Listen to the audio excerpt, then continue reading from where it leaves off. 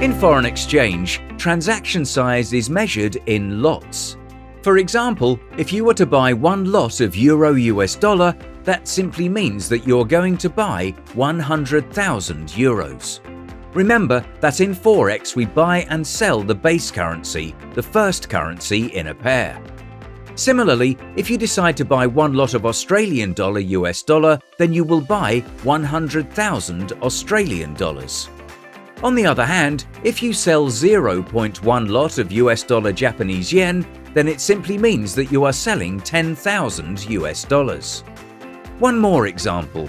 Selling 0.01 lot of British pound US dollar means that you are selling 1,000 pounds sterling. In forex, there are three types of lots. Standard lot, which is equivalent to 100,000 units of the base currency.